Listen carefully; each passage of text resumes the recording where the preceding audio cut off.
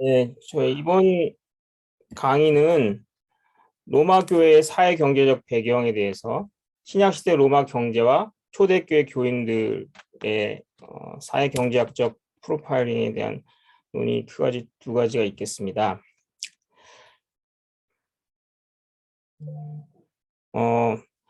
피터 갈스니 그리고 리차드 셀러, 로빈 오스본은 로마 경제를 저개발되었다. 그리고 농업에 크게 의존되었다라고 그러면서 대다수의 또 큰 인구가 도시에 있으면서 주로 농업에 의존되었다라고 말했습니다. 그 당시에 기대 수명은 20살에서 30살 정도밖에 되지 않았고 많은 사람이 영양실조에 시달리고 있었고 종종 가뭄이 있었다고 합니다. 그래서 피니는 이러한 요소들을 보고 경제적인 합리성이 없다라고까지 말했습니다. 그래서 매팅리와 피니 같은 사람들은 원시적인 관점을 가진 학자인데요. 소위 그들은 도시의 에어리아에서 주된 기능은 소비하는 데 그치고 있는 소비의 허브가 되고 있는 그렇게 봤습니다. 이러한 원시적인 관점의 제한점들은 뭐냐면 주로 농업에 의존되어 있다. 그리고 상업을 간과하고 로마 시대의 다른 산업들을 간과했습니다. 그리고 그들은 대다수의 로마인들이 가난했다. 최저생활 수준에 다 있다. 그래서 농업과 그런 것에만 의존되어 있다고 하는데 다른 연구들이 부족했던 것이죠. 예. 그 반면에 호킨스나 이런 학자들은 로마에는 발달된 세제 제도 그리고 상업이 있었다. 로마 경제. 그리고 피니의 그런 이론화보다 더 세련된 것을 제시했습니다. 그래서 홉킨스는 로마의 그 징세가 세금 징수가 화폐화를 자극했고 그 다음에 경제 성장이 초기 로마 제국 시대에 있었다라고 보았습니다. 그래서 생산, 분배, 소비 그리고 이런 것들이 점점 누적된 영향으로 상당한 증가가 경제 농업 분야나 아니면 다른 분야, 노동의 분야 또는 장인들의 수가 증가한다든지 도시의 사이즈가 커진다든지 그래서 많이들 거기 살았고요. 그리고 지역의 시장이 발달되고 원거리 상업도 발달됐다고 홉킨스는 그렇게 봤습니다. 최 목사님 혹시 거기 PPT 화면이 지금 계속 그 화면인가요? 아니면 넘기면서 해야 되는 거 아닌가요? 지금 아직 아닙니다. 알겠습니다. 네. 그리고 사이더라는 학자는 로마 사회는 노예 사회였다. 그래서 문학적인 자료의 묘사에도 노예 소유에 대해서 많이 나오지만 실제로 로마 이집트에서 13%의 가정이 노예를 소유했다라고 조사했습니다. 그리고 이제 로마 경제에 대한 좀 더 발달된 묘사는 그린과 해리스에게 있었는데 그들은 소위 근대적인 관점의 학자라고 부릅니다. 그들은 매팅리가 그들 또 강하게 지지했고요. 그래서 그들은 농업에서도 생산의 증가가 있었고 더불어 농업의 특산물들이 많이 개발되어서 그게 가능했던 이유는 로마 제국 초기에 큰 영토의 병합으로 큰 규모의 토지 농장이 가능했기 때문이다라고 보았습니다. 그래서 이 모더니스트 뷰, 근대화된 관점을 가진 학자들은 좀 더 발달된 로마의 경제를 그렸습니다. 피니는 원시적인 관점의 피니는 그 컨슈머 소비하는 도시는 소비만 한다라고 봤고요. 반면에 모더니스트들은 이 도시의 특별한 산업들이 도시마다 특별화되어서 특산물들이 있었고, 상업적인 활동들이 있었고, 그래서 도시도 여러 가지 종류가 있었는데, 생산하는 도시, 상업도시, 서비스하는 도시, 이런 것들이 있었다라고 주장했습니다. 그래서, 특히 또 태민은, 시장 경제가 더 발달됐고, 핀니가 얘기하는 것보다 더 유행했다고 주장했습니다. 그래서 거기다가 이제 말씀드릴 건데요. 그 로마 제국에는 아주 규모 있는 건축이 산업으로 발전을 했습니다. 도시 산업 지역에서 건축이 발전했습니다. 건축물. 예. 그래서 로마 제국의 큰 그런 건물들도 있었고, 이러한 상하수도 시설, 상수원이죠. 이거 상수원도 있었고요. 예. 그리고 큰 목욕탕도 있었고, 큰 도서관도 있었고, 큰 경기장도 있었고요. 이런 것들을 해서 우리가 로마 경제가 발달되어 있다는 걸 알 수 있고요.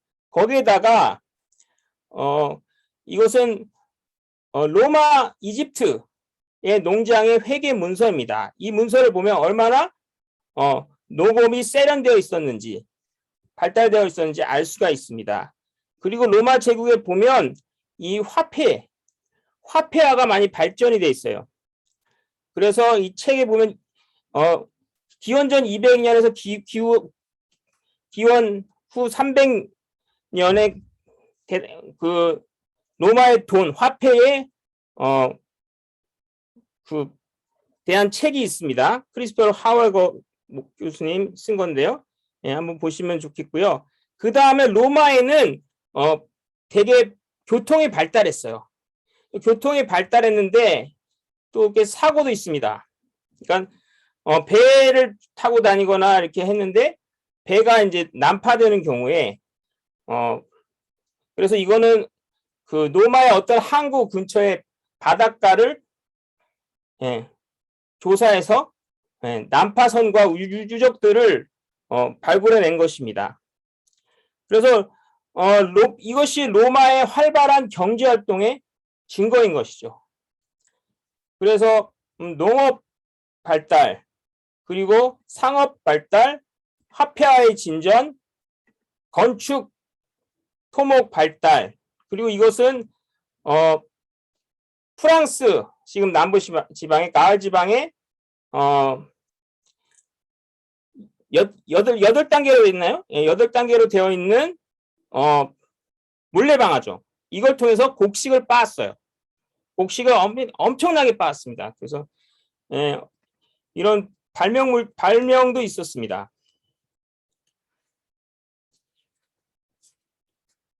그래서 로마의 경제는 우리가 보기에 합리적인 그런 근대적인 자본주의라고 보기는 어렵지만 J.R. 러브가 로마의 경제는 정치적인 자본주의다 이렇게 봤습니다. 그래서 사회, 경제, 정치의 엘리트들이 서로 연합하고 서로의 이해관계 때문에 이런 것들을 개발시키고 발전시켰다. 그래서 이코노믹 엘리트들이 정부를 압박해서 규제를 완화하고 그 다음에 그 정부의 소비 지출을 컨트롤하고 그리고 세제도 개편하도록 했다. 그런 것입니다. 특별히 로마의 이집트는요, 큰 농토들이 많이 있었습니다. 그래서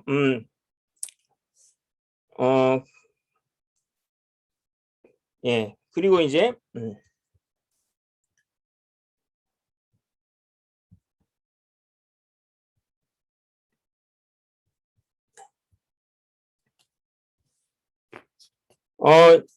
샤이들 프리즌의 이제 그 경제 모델을 보시기 전에 고대 로마의 1인당 GNP와 GDP를 보도록 하겠습니다. 보시면 사이델 프리즈는 2009년을 보시면 됩니다. 이분이 이제 신학계와 고대 역사학계에서 인정받는 분들이고요. 예. 이게 GDP 1인당 GDP인데 약 680kg의 밀에 해당되는 것을 한 사람이 그거를 한 사람이 생산한 거죠. 이게 달러로는 1990년대 기준으로 620불. 뭐 지금은 한 서너 배도 될 수 있겠죠. 예, 30년 전이니까 있었고요. 그다음에 인구는 7천만 명. 로마 인구는 7천만 명 정도로 봤습니다. AD 150 경년 보면은 그다음에 이제 GDP를 보면 그 밀은 50메가톤을 되는 밀이었고 그다음에 그 전체 GDP는 4조 3,400만 정도의 달러가 상당히 많죠. 됐고요. 로마 여기 경제 메디슨의 나눔으로 보면 국가의 가처분 소득이 1인당 570달러. 570달러. 그다음에 인구는 4,400만 명으로 봤고요. 전체 다 하면 25,109. 많은 큰 돈이죠. 지금처럼 이렇게 많이 발달되지 않았지만 상당히 고대로서는 많이 발달된 규모의 그런 경제였고요. 여기는 로마 지역별로 GDP인데요. 이탈리아 반도, 이탈리아가 600에서 700 사이 쭉 나오죠. 아프리카. 여기 이집트가 빠졌나요? 여기 있네요. 에어집투스, 아나톨리아. 이탈리아 다음에 아나톨리아, 그다음 이집트. 갈리아는 지금 프랑스 쪽이고 히스패니아는 스페인. 그라키아, 그리스, 아프리카, 브리테니아, 영국 이렇게 있습니다.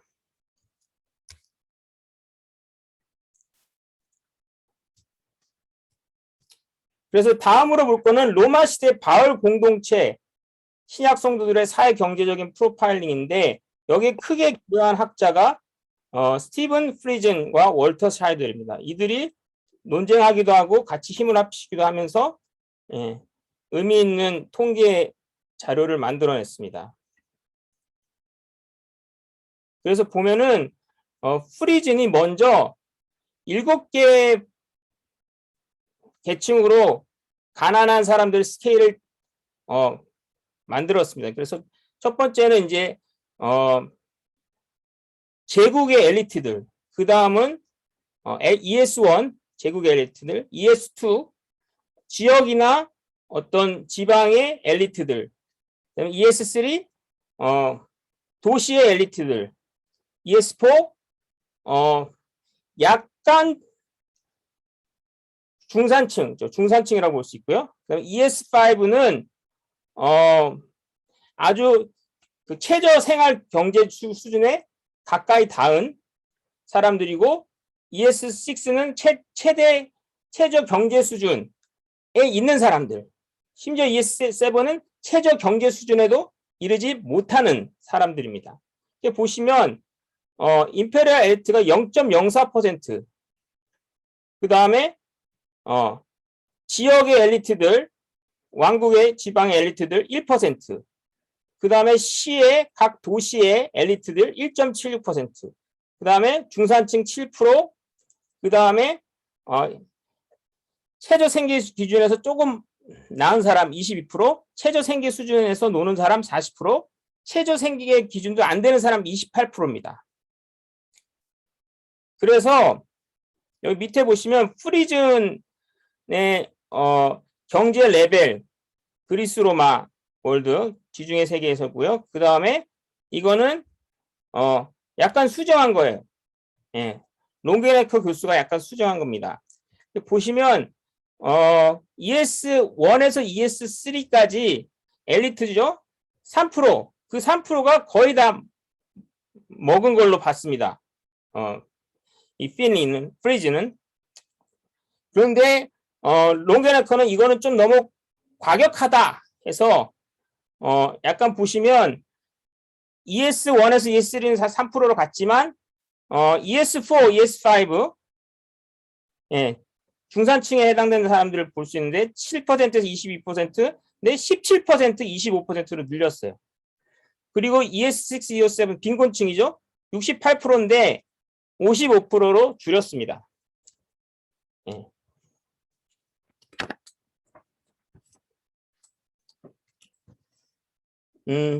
그래서 이 중산층 ES4 클래스에 10%를 더 늘렸은 걸 볼 수 있습니다. 예. 롱게너커가. 그래서 과거에 이런 경제 상황, 로마의 경제 상황에 대해서 논쟁이 있었어요, 학자들 가운데. 그래서 올드 컨센서스라는 게 있었습니다. 그때는 다이스맨이라는 학자가 크리스찬들은 로마 제국에 가난한 사람들 가운데 있었다라고 주장했어요. 그래서 가난이 왜냐면 로마의 제국에 너무 편만했기 때문에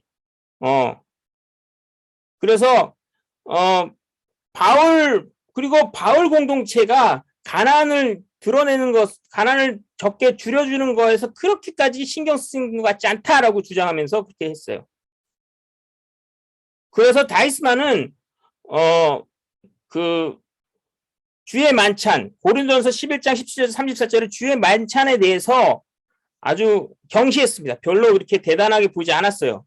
그리고 이거 단지 불공평을 보여주는 것이다 라고 말했습니다. 그리고 예루살렘 코렉션, 바울이 각 지역교회에서 모아서 예루살렘에 구제하는 그 헌금, 예, 그것은 또 되게 좋게 봤어요, 다이스만이.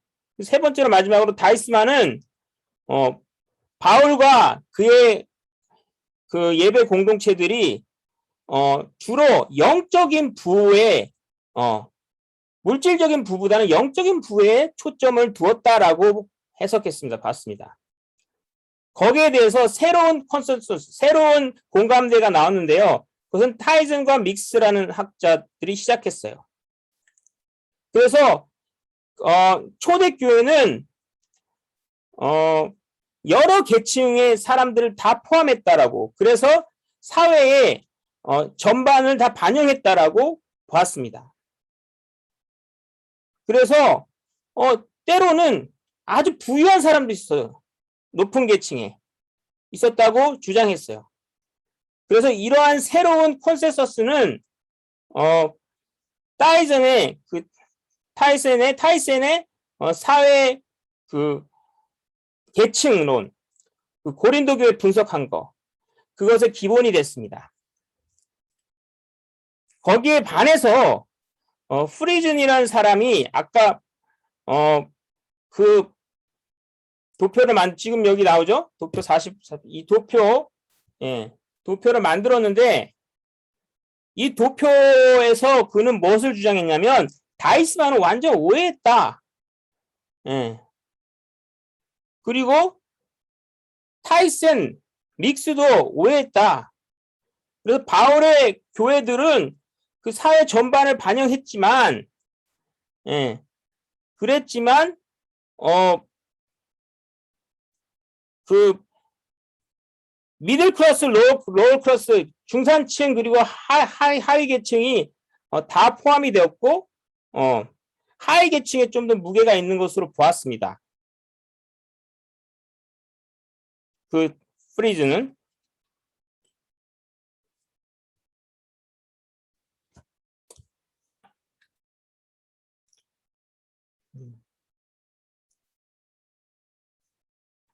여기서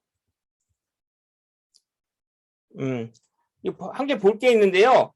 예, 옛날 학자들이 고린도 분석을 많이 했어요. 사회경제 따질 때. 예, 고린도 전서도 있고, 고린도의 시에 있는 것들입니다. 예, 제가 한 6년 전쯤에, 5년 전쯤에 방문했었는데요. 예. 있고요. 그다음에 고린도의 집이에요. 예. 부잣집인데 예, 이렇게 구조가 돼 있고요. 다음에 보시면 식사라는 것입니다. 식사라는데 옛날에는 지중해에서 식사하는데 이렇게 누워서 했죠. 누워서. 예수님이 앉아서 그 최후의 만찬에서 앉아서 식사했다고 나오는데 원어로 보면 리클라인이라고 기대어 앉았다라고 나와 있습니다. 그래서 한쪽 팔을 기대어 앉았어요. 그러니까 많은 사람이 앉지 못하겠죠. 이 다이닝 홀이 있었음에도 많은 사람이 못 있어요. 보니까 한 사람, 두 사람, 세 사람, 네 사람, 다섯, 여섯, 일곱, 여덟, 9명. 여긴 좀 더, 여기도 9명이네. 9명밖에 못 온다니까 큰 집이라고 이제 초대해서 거기서 다 같이 이제 고린도의 큰 지역에 예배를 드리는데, 예, 9명밖에 예배를 못 드립니다. 그러면 나머지는 어디서 예배 드리냐? 여기가, 트리클리움이 다이닝 홀인데요. 거기에 9명 들어왔으면 나머지 이제 늦게 온 사람들은 여기 정원에 하나씩 동그란 의자가 있죠. 이런 데 앉아가지고, 예, 좀 수치심을 느끼면서 식사해야 됐어요. 예.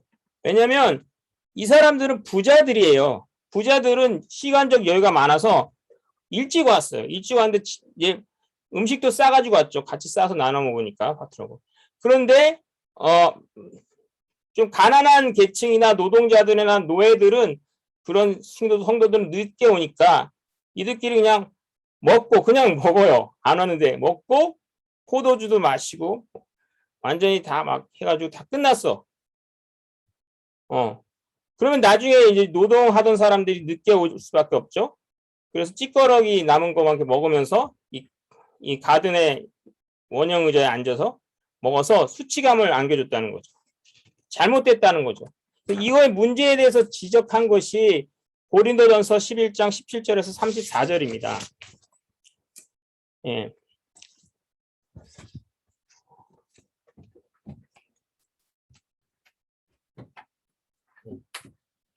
그래서 이제 고린도전서 11장 17절에서 34절을 한번 분석해 볼 텐데요. 예. 이 고린도전서 11장은요. 당시 그 고린도에 그리스도인들이 모였을 때 경험하던 문제점 두 가지를 다루고 있어요. 첫 부분에서는 교회 안에서 기도나 예언을 할 때 남성과 여성의 문제를 진술하는데 반면 뒷부분에서는 단호하고 강한 어조로 칭찬할 수 없는 모임에서의 먹고 마시는 문제에 대해서 다루고 있습니다. 18절에 보면 분쟁이 있다고 그래요. 18절에 보시면 분쟁이 있다. 또는 19절에 보면 파당이 있다. 예, 파당이 있다, 분쟁이 있다 합니다. 그래서 이 문제는 심각한 문제인 거죠. 옳고 그름의 문제인 거죠. 그래서 주의 만찬을 함께 모여서 같이 해야 되는데 기다리지 않고 자기가 가지고 온 것들 먼저 먹어버려서 결국 배부르고 심지어 포도주로 취하기까지 하는데 반해서 나중에 온 노동자나 노예 출신들은 먹지 못해서 먹지 못합니다. 먹더라도 찌끄러미만 이렇게 먹어요. 바깥에서. 그래서 이 부자들은 다이닝홀에서 누워서 먹고 편하게. 그래서 21절에 보면 배부르게 먹고 취하는 자는 자기의 만찬을 먹다 갖다 먹음으로 그렇게 되었다. 22절에서는 이것이 하나님의 교회를 업신여기는 것이다. 그리고 빈궁한 자를 수치스럽게 부끄럽게 하는 것이다. 다이닝룸에서 못 먹고요. 바깥에서 이렇게 한 데서 먹고 그러니까. 그리고 먹을 것도 없고. 그래서 당시 모임에 주의 만찬을 위해서 공개하라 할 만한 경제적인 여유가 있는 사람들이 있었고요. 경제적인 여유뿐만 아니라 시간적인 여유도 많아서 먼저 와서 기다리는 상황이 자주 있었어요. 그런데 노예나 하류계층 그리스도인들은 일을 해야 되잖아요. 그래서 자기 일을 다 마치고 겨우 이렇게 오는데 모임에 주로 늦게 오겠죠. 그럼 만찬을 위한 그런 음식이나 선물도 가지고 오지도 못합니다. 그래서 이러한 사회 경제적인 요인의 차이가 공동체성을 해치는 그런 결과를 실제로 갖고 왔던 것이죠. 그래서 바울은 주의 만찬의 의도는 뭐냐? 뭐가 본질이 뭐냐? 이것을 23절에서 26절에 다룹니다. 그래서 이 식사는 단순한 식사가 아니라는 거예요. 바울이 전해준 실천은 바울이 자기가 구상한 것이 아니라 주님께로부터 받은 것이라고 말하고 있습니다. 왜냐하면 6월절에 주님께서 행하시던 최후의 만찬이었기 때문에. 그래서 하나됨이 중요했어요. 그리고 언약을 맺기 위한, 새 언약을 맺기 위한 식사였어요. 그리고 그 식사는 주의 죽으심을 그가 오실 때까지 전하는 것이 의미가 있다라고 분명히 밝히고 있습니다. 이렇게 이 식사가 단순한 그냥 저녁 식사가 아니라 중차대한 의미를 가진 식사인 점을 밝힌 후에 바울은 주의 만찬을 합당하게 하지 않으면, 그리고 자기 자신을 살피지 않으면, 그리고 주의 몸을 분별하지 않으면 죄라고 선언합니다. 그래서 결국 고린도 교회의 사회경제적인 구성원들은 주의 만찬을 행하고 있는 모임이 죄다, 죄의 모임이다라고 선언하고 있는 거예요, 바울이. 30절에서 보시면 공동체 안에 약한 자, 병든 자가 많은 것과 심지어 죽는 자까지 있는 것을 증거로 삼았어요. 그 너희의 이런 성만찬이 잘못됐기 때문에 아프고 죽기까지 한다는 거예요. 교회가 심판을 받는 것이죠. 하나님의 판단을 받는다는 것이죠. 그래서 구약의 이스라엘 백성들이 하나님의 심판과 판단을 통해 세상과 구별되도록 하셨던 것처럼 세상과 함께 정죄를 받지 않으려고 이렇게 31절과 32절에서 말합니다. 33절과 34절에서는 이렇게 판단받는 모임이 되지 않기 위해서는 배고프면 먼저 집에서 해결하고 주의 만찬은 사회경제적인 빈천을 구별하지 않고 모두 다 기다린 다음에 함께 같은 장소에서 먹으라고 권면합니다. 오늘날 교회 모임에서 주의 만찬에 문제가 있는지 우리도 돌아볼 필요가 있어요. 예배에 문제가 있는지. 우리도 교회 내에서도 사회경제적인 다양성을 가지고 있죠. 그래서 그에 따라 다툼도 있을 수 있고 파당이 생길 수 있습니다. 고민을 해봐야 되죠. 이런 공동체성을 훼손할 가능성이 있는 그런 행한 악한 습관들을 우리가 우리 자신들을 살펴보고 주의 몸을 분별해서 하나됨을 지키는 그것이 매우 중요합니다. 이것이 주의 몸과 피를 기억하는 것인 주의 만찬의 중요한 기능이기 때문입니다.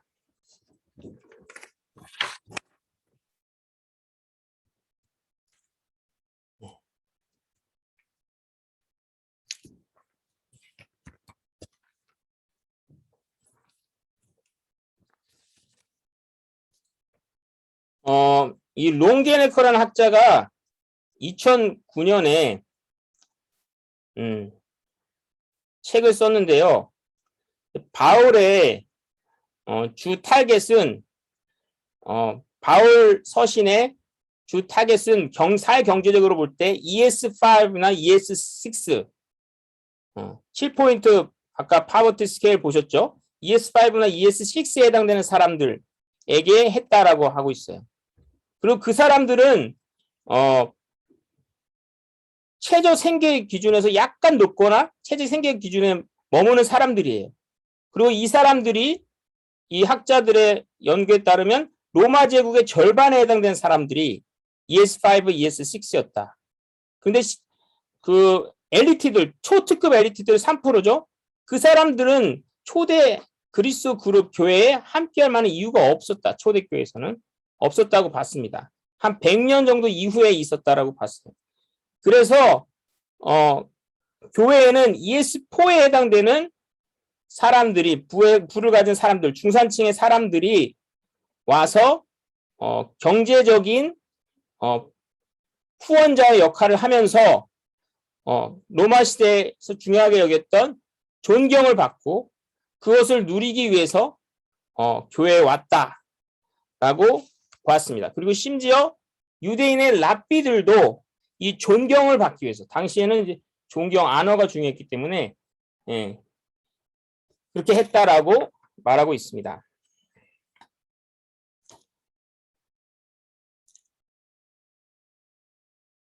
그래서 프리즈는 대다수의 로마의 거주자들은 도시의 거주자들은 가난했다. 절반 이상이 이렇게 보았던 것이고요. 그리고 그 공동체에 후원자가 있어서 그 공동체를 후원하는 것이 그리스 로마 세계의 관습이었어요.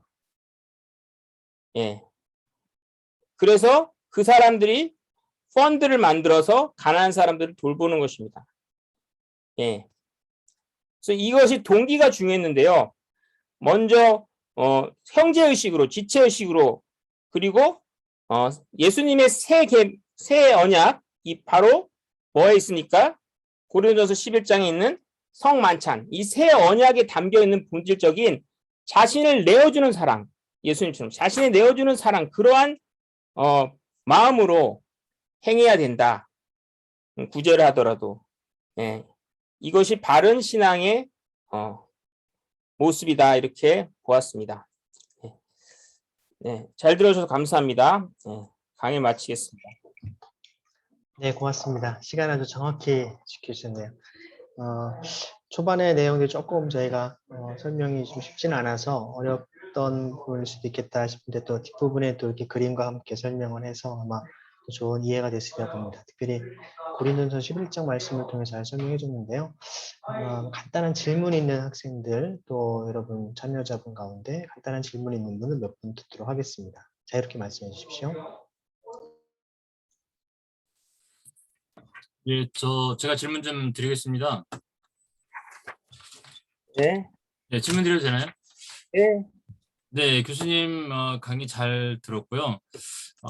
이 시대를 경제적 분석을 하는 강의는 뭐 제가 공부가 짧습니다만 처음 듣는 것 같아서 되게 새롭고 감사했고, 질문은 뭐냐면 그 사도행전 2장 4장에 보면 모든 물건을 서로 통용하고 사람의 필요에 따라 나눠졌던 그 주체들이 있는데, 그 주체들은 오늘 교수님께서 분리해 준 7단계, 그 중에서 누굽니까? 그 중에서 전반적으로 이제 학자들이 보기에는 좀 아래쪽에 있는 사람들, 그러니까 아주 슈퍼 엘리트나 그런 사람들은 초대교회에는 교회의 메리트가 별로 없기 때문에 안 왔다고 보고, 가난한 먹고 사는 겨우 수준의 그 사람들, 그 상하 사람들이 많은데 그 위에 좀 중산층이 또 있습니다. 중산층 많이 내놓은 거죠. ES4. 중산층이 17% 정도로 봤는데 이 사람들이 대다수의 사람들이 한 절반 정도의 사람들이 지금 최저 생계 수준인데 한 3분의 2 정도가 그 사람들을 돌봐야 했던. 그럼 그 중산층 17%라고 말씀하시는 것은 아까 7단계에서 말씀하실 때 1, 2, 3단계가 17% 정도 되는 겁니까? 1, 2, 3단계는요 3%. 그럼 이 네. 17%라고 말씀하시는 것은 1, 2, 3, 4, 5, 6, 7 중에 몇 단계 분들이실까요? 네 번째. 네 번째 분들. 그분들이 주로 재물을 나눠 쓰는 주체가 그분들이었던 거네요. 그분들이 주로 헌금을 하고 많이 이렇게 할 수 있고 여유가 좀 있는. 초대교회 성도들의 그 대다수는 사실은 하위 5, 6, 7 단계의 분들이 초대교회 성도들의 다수였던 거고, 거기에 물질을 공급하시는 분들은 그 윗단계 분들이셨던 거고, 이렇게 보면 되나요? 네, 그리고 쉽게 얘기하면 그렇게 보시면 됩니다. 예, 감사합니다. 예, 잘 이해됐습니다. 네, 감사합니다. 또 다른 질문 있으시면 한 분 정도 더 받도록 하겠습니다.